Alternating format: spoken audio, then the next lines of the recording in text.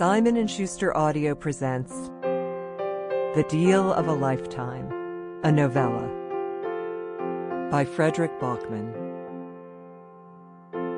Translated by Alice Menzies. Read by Santino Fontana.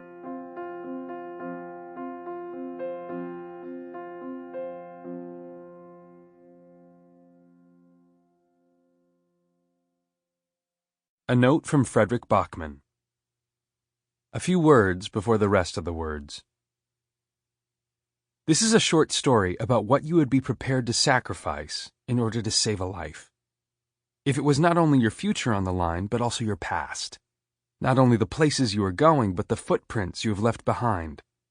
If it was all of it, all of you at risk, who would you give yourself up for? I wrote this story late one night shortly before Christmas in 2016.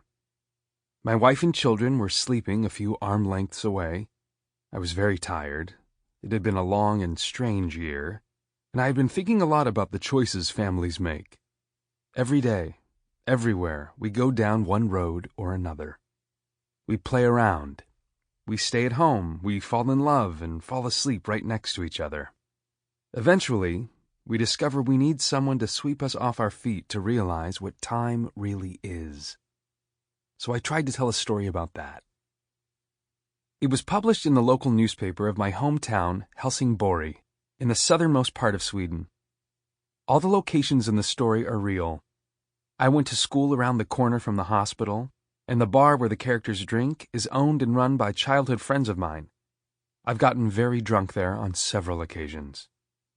If you're ever around Helsingborg, I highly recommend it. I live 600 kilometers further north now in Stockholm with my family. So, in retrospect, I think this story was not just about how I felt about love and death that night I was sitting on the floor next to the bed my wife and our kids were sleeping in, but also about my feelings for the place where I grew up. Maybe all people have that feeling deep down, that your hometown is something you can never really escape, but can never really go home to either, because it's not home anymore.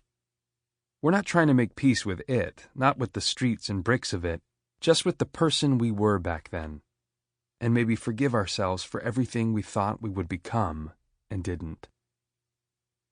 Maybe you will find this to be a strange story, I don't know. It's not very long, so at least it will be over quickly in that case. But I hope my younger self would have read it and found it to be, well, not horrible. Sample complete. Ready to continue?